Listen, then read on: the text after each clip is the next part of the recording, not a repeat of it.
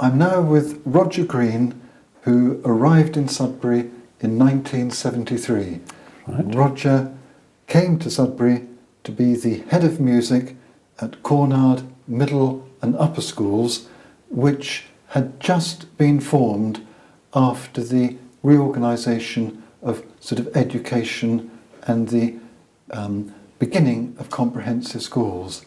So, Roger, your memories of the two schools in Cornard?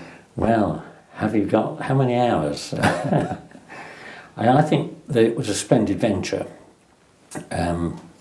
because the whole idea and philosophy that we had was to enable the youngsters to have a fresh start. And many of them came to the school with backgrounds which we could read on their notes, which weren't really too flattering. And it was a chance for them to get that fresh start and to feel that they might be able to achieve something. I was a great fan of the middle school system in Suffolk. I think middle schools were wonderful places to be in. They were so buoyant, there's so much activity. The children were at that age where they were full of enthusiasm and life. And upper schools as well, I think, were great places to be. Really enjoyed it. And it was a challenge because it was two new schools. So you had to set up a curriculum. In those days you didn't have a national curriculum. And so you were setting up a curriculum from square one. And the first thing to do in that instance is to look at the children and to say, well, where are they? And where do they want to go? And how can we in some way take them there? And that was a tremendous challenge and I enjoyed it. It struck me that at the time you were doing quite radical but very, very sensible things, like meeting the children at the level they were at or the interest they were at. So you would talk to them about Led Zeppelin or the Rolling Stones, which for the time was radical for a music teacher. Yeah, embarrassing that he knew more about it than I did, of course. But yeah, it's essential because in any learning situation, you've got to enable the person to start from what they know. I sometimes say it's like coat hangers. And if you know what their coat hanger looks like, you might find where there's a little bit of room to pin something onto it. And that was vital in the Cornard project from the start. And as part of this great idea of expanding opportunity, you took a lead in building a theatre in Great Cornard. Yes, that came quite a bit later, but I can remember the planning stages took about 2 years, and I used to get phone calls on a Friday afternoon from the county architects department who would say, because of inflation we've got to lose £1,000 this week. What do you want to lose the £1,000 in? And I can remember the worst decision that I had to make was between losing all the lighting rig in the theatre, or the ceiling in the theatre. And I chose to lose the ceiling, which meant that people forever after were saying, walking in and looking at these big air ducts which ran and would have been hidden by the ceiling, you see, and saying, well, that don't look finished. And I'm standing there thinking, yes, well, if we hadn't had the lighting, we couldn't have done the show. So there were big decisions to make. This was on the premises of the upper school? Yes. It was called the Prospect Theatre. Right. It was named after Prospect Hill, which lies just behind the school going up to Little Cornard. Yes. And we had wonderful wood carvings done by one of the pupils with youngsters all reaching up towards their future. And I loved the symbolism of that. Yes. And I was completely overwhelmed by some of the people you got to speak there or perform there. Yes. Well, it was a twofold programme really, because the Key Theatre was developing in Sudbury at the same time, and they were putting on some really wonderful things. And we had a mix in the school, obviously, of school things, so that school bands, orchestras, choirs, concerts, this sort of thing. We also ran a film club, which was mainly for the pupils in the school, I have to say, although some of the people from Cornard used to come along to that. But we also ran events so that the people who lived in Cornard could have something exciting on their doorstep. And it was interesting, it was fascinating. So we had famous authors come along, Laurie Lee came along, and so on, and Douglas Adams. Douglas Adams from The Hitchhiker's Guide, yeah. And a whole host of writers. Yes. We used to do about 5 or 6 of those, maybe a year. And it was wonderful, really. I can remember inspirational moments. The one perhaps that affected me most was that I think it was the first one we did, which was Anthony Hopkins, who used to do the talking about music, not the Anthony Hopkins actor. Yeah. And he won the audience over in about 2 minutes by proving that he could actually play a piece of Bach on the piano with his hands behind his back like this. Extraordinary. Extraordinary. But for instance, we had singers and dancers from Soweto, South Africa, and so on. Yes. And so that was exciting as well. What an absolute gem to create and to oversee and guide. Well, it was a challenge. I enjoyed it, and it's more than that, because we used to do a musical, sometimes did 2 a year, and the pupils would be about 100 pupils involved in a musical production, both on the stage and off the stage. You'd have things like makeup, lighting, costume, and all this sort of stuff that people didn't see necessarily. And we would rehearse most lunchtimes in the week and sometimes after school. And then the show would happen, and it ran for about a week. And you came to the Monday after the show, and the pupils who'd been in the show would all arrive, and they would all come and sit in the theatre, because that was their home. The cast of that show was their community. Those were the people that they'd learned to know and to trust. And time and time again, I've seen students who perhaps didn't have much confidence, and they screwed up their courage and came to an audition, and perhaps got a part in a chorus, perhaps it was just a walk-on part that they got, but gave them such confidence, and in many ways turned around pupils. Yes. And sent them in a different direction which perhaps they hadn't imagined. Of course they didn't all become professional actors, and all the people that I've taught over the years in schools, university, haven't become professional musicians either. But I hope that it's enriched their lives, and I hope it's given them something that has in some way influenced their lives and made life more interesting and tolerable.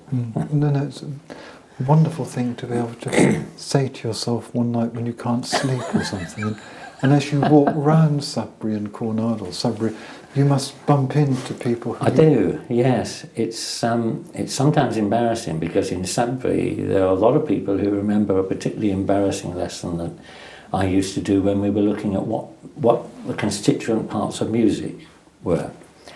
And so I'd say, look, I've got my grandmother's mixing bowl. It's a priceless antique, and I would go to the cupboard and I would get this bowl out like this, and it was totally invisible because it didn't exist, of course. And then I would say, well, now, what do we need to do? What do we need in music then? So somebody said, well, we need a tune. So I said, that's good, because I've actually got a large packet of tunes in the cupboard over here, and we'll get those out. And I said, well, shake them in. Do you think we need a few more? And like that. And we would do all this with rhythms and tunes, and we'd go through the whole paraphernalia, and we'd stir it up. A pupil would come out, and I'd say, look, you stir it up, you see, and they'd stir it up, and I'd say, what do you think you're doing? You're as crazy as I am. But they remember this. Simple things like that. Yes. The national curriculum might frown upon such matters nowadays, I'm afraid.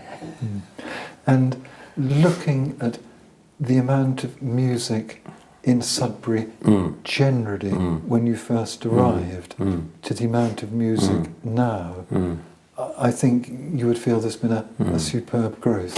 Increase. Yes. Sudbury is a strange place. The thing I noticed about Sudbury when I first came here was that people didn't sing. And I'm a whistler and I'm a hummer.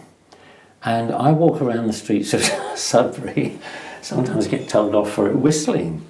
And other people don't in Sudbury. And I thought that was strange. But there have always been good quality musical events in the town, and there certainly were when I came. If I take the example of singing, because singing is your own instrument. Whatever instrument you might play, singing is the basic instrument that we've all got, although some people tell me they can't sing. I believe everybody can. And Sudbury Choral Society was a strong group, and they did some marvellous performances. They used to hire me to go and play the timpani for them and things. But if you look now in the town, the Sudbury Choral Society is still there and still doing beautifully, and that's very good. But there are now so many choirs, large ones, the rock choir, Sudbury Sings, singing a completely different repertoire, and there are small choirs singing completely different repertoire, and I think that's grand, because really things have snowballed. Yes. And yes, I think there's a lot of music going on now. But I have to say, and it's a big but, the excitement that I felt at Cornard in those early days was that we were going to be able to open a world of music to the eyes of pupils who perhaps might be interested in extending and expanding their knowledge and experience of music. And so many schools now have nobody who can take the children down that route. And I think that arts provision in schools now, I'm not being political, I'm not a political animal at all, but I think that arts provision in general in schools and music provision in schools is increasingly poor. Yes. And it varies from school to school, of course, but I think that's a tragedy. No, Roger, I can understand completely your sentiments on that, and I can only look at the wonderful sort of burgeoning of music that we have in Sudbury now in comparison with my youth, and sort of look to people like you and say, well done, well inspired. And well, I don't think I've done much. Well, you've done something. Something that you have been involved with almost since the moment you arrived has been the saving, it's not too strong a word, and then the preservation and the use of St Peter's Church. Yes, lovely old St Peter's. Perhaps you could begin the story almost from the day you arrived and Tony Moore sort of buttonholed you. Well, Tony Moore is a name that you've got to mention, because Tony Moore was the inspirer, and I can remember a request from Tony to go and meet him at what was then the Friars Restaurant upstairs. It's now a restaurant again, at a particular event, because he wanted to talk to me about something, and I went along to meet this man who I found was exuberant, joyful, dynamic, hard-working, and immensely inspiring. Just so people in the future know, yes. Tony's profession. Well, Tony was a legal executive. Right. He worked at Steed and Steeds as a legal executive, and one has to admire him because he'd really reached that stage off his own bat. He worked hard and he passed exams and got to that stage. Later, he went off to Cambridge to train as a priest in the Church of England, and held various parishes, most notably his last one, which was Aldborough. I mean, what a job. What a job. But he was an inspirational character in the town, and he could really reach a stage where you knew you had to work with him, and there was no saying. He was the sort of chap you didn't say no to. Yes. And he had this vision for St Peter's, which I met him a week or so later with Peter Hollis, who was then rector of the two churches, St Gregory's and St Peter's. And he came along with this big old key, Peter Hollis, and he put it in the door and he turned it. And he said, the sooner I can give this key to you two, the better happy I will be. Peter was a great man for people. He was a wonderful man with people. He was a wonderful musician, his family were as well, but he wasn't a man who had a deep-seated interest in buildings, and he was settled in a parish with 2 medieval buildings. And I think we should say that at the time, St Peter's Church was going to be closed by the Church of England. Had been in 1971. And there were discussions that extended as far as knocking it down, making it into a folly, a sort of a ruin, and all these sort of things. And so we could now have a Sudbury with no St Peter's Church, and Tony's vision was to save it. Oh yes. Yes. The Free Press interviewed people, and the ideas and suggestions they came up with were many and varied. One of the most popular was a car park, which I thought tells you a lot about the day, really. We need somewhere to park our car. Somebody said Sudbury the businesses in Sudbury would be a lot better off if we had somewhere to park our car.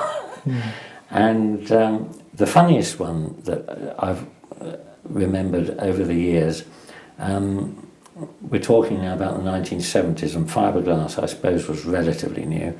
And somebody suggested, as the building was giving problems, leaks, some bits falling off, we'd better to knock it all down and rebuild it life-size in fiberglass. And somebody said, but nobody could go in it then. And he replied, well, nobody goes in it now. And I think he had a point. Yes. Because the congregations were not huge, and the congregation was shared between St Gregory's and St Peter's. Well, it was closed for worship in 71, and we had the first festival of Sudbury, which Tony masterminded and I helped with. And the purpose of that festival was to prove the usefulness of St Peter's as a venue. And so we had all sorts of events in the church over that period. This lasted about a fortnight or 3 weeks. Yes, I think it was 2 to 3 weeks. Yes. And there were plays, concerts, recitals. Yes. And I remember one play I went to, and I'm still none the wiser now. I didn't know. Roger, I think amongst that festival of Sudbury, you or Tony arranged for Ivor James to come with the London Symphony Orchestra. Yes, that's right. And he performed in the evening all of the Mozart horn concertos. And there is what is generally referred to as the fragment, which was a bit of a horn concerto that Mozart started writing and didn't get so far with. And he even performed the fragment, which was an eerie experience, because there he is with the orchestra and suddenly he stopped. And you told me that 600 people came. You ran out of chairs. Yes, I think it's... well, we didn't have any chairs really in the building, much to speak of. We had to import things like seating, lighting. It was a summertime, so we didn't have to get heating in, but the electrics were all unsafe. And nowadays you wouldn't do it because there would be too many dangers involved, but there we are. And yes, there were people in strange places sitting right up by the altar, looking back down the church, and all they could see was the back sides of the back row of the orchestra, but of course they could hear it all very well from there. So yes, events like that, which I think without a doubt proves that that building can serve the community, and it's always been my thought that it stands at the heart of the town, and it stands in the hearts of the townspeople, that it stands in the centre of the community, and that it serves the community, and I hope that's what it's there for. And I think that in recent years now, after I've retired from being chairman, it has gradually moved on and is now reaching out to more members of the community than it's ever reached before, and I'm very pleased about that. Yes, I mean today, Roger, it's in weekly use, if not daily use. There's something going on there nearly every day. Yes, it's amazing what does go on there. Yes. And at one stage we interviewed people who were walking past the church and said, do you know what that is? And what goes on in there. And it's amazing because a large percentage of people that we interviewed said, oh yes, I've been to events there, and they've been to different types of events. Because we're all different people, and something that will appeal to one won't appeal to another. And I think that now within St Peter's we're working with an even greater variety of events than we have done in the past, which is brilliant. I mean, Roger, you were chairman, I think, for, just looking at my notes, 30 odd years. I don't think I reached 30. I think I started in 1990 and I retired in 2017. So that must be 27 27. It's a pity I never made the 30. Yeah, but you've been involved with it at the current time for 42 years. I mean, you joined the committee in 1976 and actually... Well, that's when we formed the Friends of St Peter's. Yes. And if you had a vision for St Peter's for the future, having been involved with it, what would it be? I hope that it's going to do more of what it's done already, and I hope that it's going to do it more effectively and be more of an inspiration than it has in the past. And that's a fairly big ask when you look, for instance, I think in the last years when I was chairman, we hit around 62 to 65,000 people visiting the building in a year. And that's a lot of people, and that's a lot of people whose minds you can influence, you can maybe inspire, you can make them think about something, encourage them, you know, in some way. And a number of people who've said to me, they've perhaps got interested in a feature within the church, perhaps the green men in the church, perhaps the witches' marks in the church. And they've said, oh, I'm going back to my church now and to see what I can find. But I hope we can continue to do the sorts of things we've done and more of them, and that we can continue to serve the community of Sudbury. And I mean, one of the big drawbacks that we've faced over the years is that there were no loos in the building. And now I'm getting older, I can see why people have been moaning at me about loos over the years. And in addition to everything you've done to help to sort of save St Peter's, make it so accessible and amenable, you've also been very interested in the former use of it and its use as a venue for music in previous decades and previous centuries. Yes, I think as a venue in general, because when the church was first built, I think it was built partly as a reaction to Simon of Sudbury, the Archbishop, giving his family home as a small holy house almost adjacent to St Gregory's. And so, if you like, what we'd probably call monks today used the chancel and sanctuary of that for their offices, and it was removing the church of the people, and they wanted a church back. And I think partly St Peter's was built for that reason. Obviously the centre of the town was moving at the same time, and then there are other reasons involved. But from the very beginning, I think that church was meant to be the centre for the people. And sometimes people have said to me, why do you have a farmer's market in here? Why do you have a craft fair in here?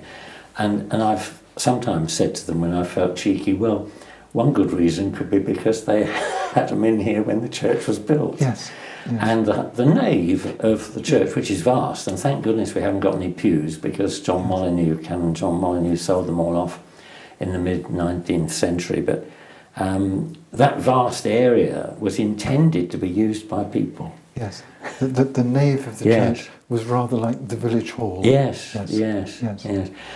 It's interesting that you should say that, because we've always had periodic inspections from the Church's Conservation Trust, in whom the building is vested. And at one of them, one of the trustees of the Church's Conservation Trust said, well, this is like a glorified village hall, really, isn't it? And I thought, gosh, what a compliment. He didn't mean it that way. it was pejorative in the sense that he meant it. Yes. You are a great enthusiast for the previous organist, Edward Ellis Vinicum. Oh, yes. And you've done a good deal of research on him. Yes. Like just to... Yes. Well, he was a fascinating man. He grew up in and around Exeter, and I've got his apprentice papers. He was apprenticed to the cathedral organist there. It's an apprenticeship that he didn't ever work out. And I don't know why he didn't work out. He was an accomplished organist, there is no doubt about that, because I've seen the programmes of music that he played, and unless he played it very badly, and he wouldn't have got away with that, he was an accomplished organist, I have no doubt. And why he left Exeter Cathedral, and he went to work in a smaller church at Chagford, and then suddenly he decided to leave Chagford and came to Sudbury, right across the other side of the country. And at the time, Sudbury had a puny organ in St Peter's in comparison with the one he was playing in Chagford. And I can't really understand why he made these moves, but he settled in Sudbury, and he was organist at St Peter's with some small breaks for getting on for 50 years, which is not a bad record. And must have influenced the music in the town so much. He gave periods in the year, he would give a weekly organ recital on a Wednesday. And this on Wednesday afternoon? That's right, yes, I think so. And the music, this is before the days of downloads, and the music that he introduced people to was phenomenal. And his repertoire was quite huge. He did have a predilection for playing a particular piece called The Storm, which used the full potential of St Peter's organ, which doesn't need to be sniffed at because it's got a lot of potential. And he was in the end barred from playing The Storm by the clergy because they said it was doing the building a lot of harm.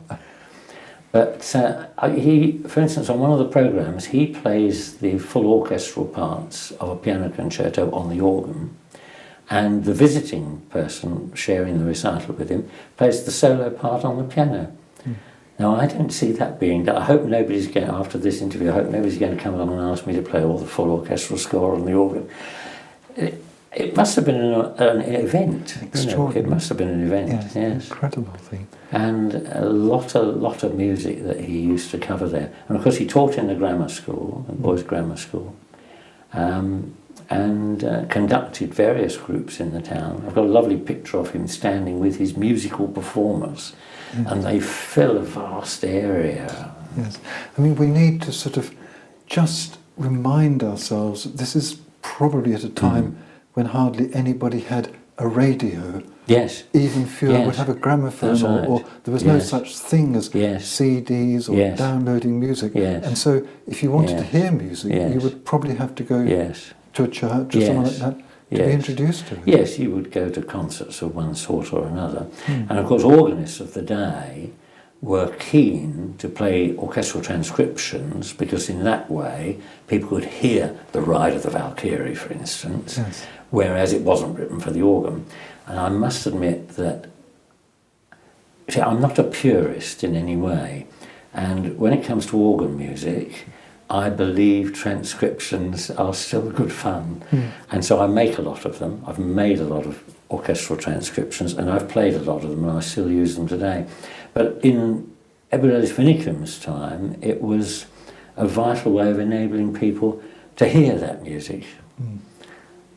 Yes, it really brought it to the people. Yes, that's right. Yes, that's right.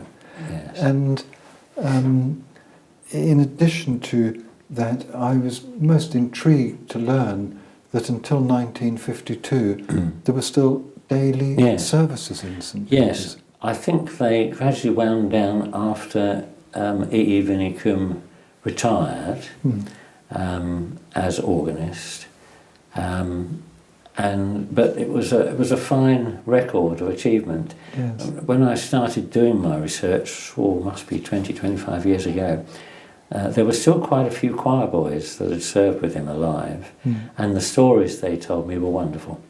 I can't repeat too many. No. You mentioned a Victorian clergyman by the name of Molyneux. Oh yes, yes. He preached to 1,000 people on the water meadows. Yes, he did, when he first arrived in the town. He was a high churchman, quite a rarity for the day. He was heavily influenced by the Oxford movement, men like Pusey and Keble. And there existed in Sudbury a war between St Peter's, if you like, and All Saints.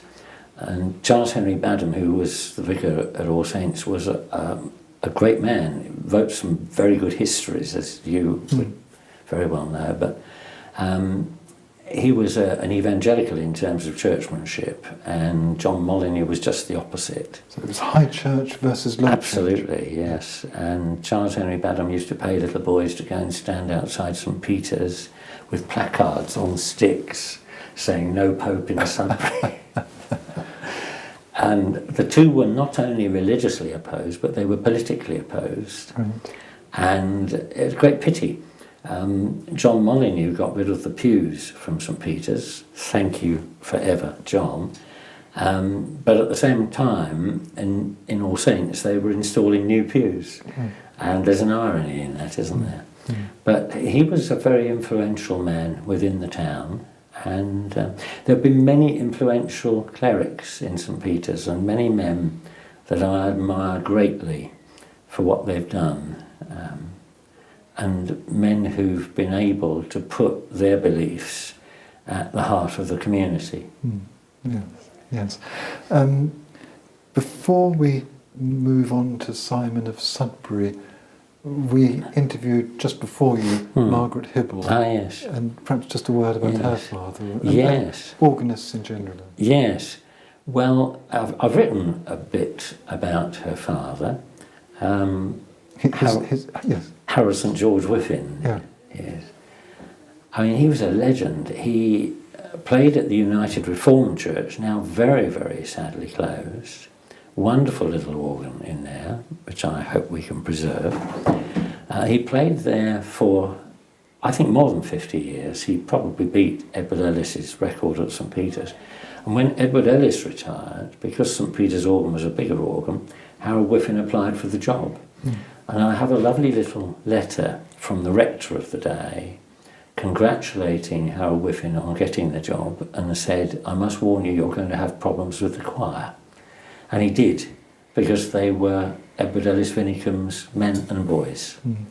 And they weren't really interested in following somebody else. And so he, in fact, left after, I think, a period of about 18 months and went back to the United Reformed Church, Congregational Church as it was then. Both men, Edward Ellis and Harold Whiffin, both ran their own concert parties as well as doing church music. And so they would have these concerts. I mean, both wrote music for concert parties. E. Winnicombe wrote the most marvellous songs. And I'd love to find more of these songs. I've now got about 4 of them, but they must exist in their hundreds. And the same is true with Harold Whiffin. He wrote songs for his concert party. And it'd be lovely to have more of these songs, because, again, they were looking at the people and they were saying, what do the people really want? Well, they want a good night out. Yes. Let's provide them with a good night out. Yes. And they were sort of songs, perhaps a little bit like Gilbert and Sullivan. Yes, that's right. People could join in Yes. and would have a few little funny Yes. comments and things. Often slightly disrespectful. Yes. There's one I can think of where the fella says he can't sleep, and he goes through a list of stuff. E. Winnicombe didn't write the words, Percy Leggett did, but it's political satire, because he said, he was in Parliament the other day, and so on. Yeah. And again, it was entertainment sort of for the people, by Yes. the people, before mass Yes. television. And Yes, things. that's right. Yeah, before Yes. Yes. No. Yes. And finally, Roger, one of the more recent things you've been involved in, apart from so much else, is Simon of Sudbury's Head. Yes. And perhaps you'd like to tell us We now have a head that we can look at. Yeah, we've got several heads. Yeah, in the museum and all sorts of other places. Yes. And I think the germ of the idea came from yourself. Yes, it probably did. It's probably one of the very few good ideas I've ever had. I think I was giving a talk at the Key Theatre, and it occurred to me, and I think it came up in a conversation with my wife, and it's probably her idea because she has all the best ideas. But it suddenly occurred to me that criminals sometimes have their faces reconstructed and their heads reconstructed, and why can't we do that as we've got the skull? And so I floated it as an idea. Roger, I'm just going to interrupt. For the benefit of people who may not know, Yes. Simon of Sudbury had his head chopped off by the mob in the Peasants' Revolt of 1381. Yes. He did, of course, come from Sudbury. He was the Chancellor of the Exchequer. He imposed the hated poll tax, so he lost his head in June 1381. And the head, which was severed and put on Tower Bridge, eventually found its way back to St Gregory's Church, which in Sudbury, where it is now. So continue with the story. Yeah, I mean, how did the head get back here? That fascinates me in the first place. Several of the contemporary accounts say that it was taken to Canterbury and buried with him there, and that's probably quite wrong because we know there's a cannonball where the head should be in Canterbury Cathedral. But who brought the head back? The people who were in London at the time were Wat Tyler's rebels, and quite a lot of those came from Sudbury and the area around Sudbury. So was it one of them who knew enough about the family and had some respect for the family, perhaps, who brought the head back? You say he was Chancellor, and he was, but did you know, I'm sure you did, that he was more or less forced to resign as Chancellor 3 days before he was beheaded? So when he was beheaded, he wasn't actually Chancellor, they got the wrong man. And I mean, you've got to say, how did they get into the Tower? The Tower of London is impregnable. It's never been successfully attacked. And how did a collection of rebels who have my compassionate sympathies, I think I would have been on their side. I have to come clean and say, you know, they had a just cause. How did they get in, and how did they drag him out? And why was he left in there with Hales and one other, pretty well undefended, and pretty well a sacrificial lamb, I should think. And I think he knew that. Yeah. I think he knew that at least 3 days before. I think he knew that weeks before. Significantly, he made a will. And I think he knew that the time was almost up. In fact, you mentioned the poll tax, which he was, I suppose, notorious amongst Wat Tyler's men for introducing, but it was one of a series of poll taxes. Yes. There have been previous poll taxes. And so the whole thing is fascinating, and the more you look at it, the more interesting it becomes. But it was your idea, Roger, to see if we could reconstruct the head. Yes, yes, indeed, yes. Using... yes, and the curate of the day at St Gregory's took it up in her car to West Suffolk Hospital. Took the head in her car. That's right, and they scanned it. Yes. And they said he's dead. And a lot of fascinating things came from that. I can't tell you some of them because they're too gruesome, but one of them is that if he was alive, he would have perfect hearing, because they discovered that his ears were absolutely perfectly intact, which is quite interesting, isn't it? In its own way. And we now have a model of the head in the museum. Yes. And had he been alive today, he would have appreciated all your music to his very fullest extent, because his hearing was perfect. He would. He could have heard the organ only too well. Well, Roger, he might not have wanted to, of course. Roger, we could talk all evening, and it's always a joy to talk to you, but time has marched on, and so my personal thanks and the thanks of everybody for what you've done for St Peter's. Well, inspired by what you've done, Roger. I've enjoyed it all. And in a multitude of other ways as well. Thank you very much, Roger Green. Thank you, Ashley.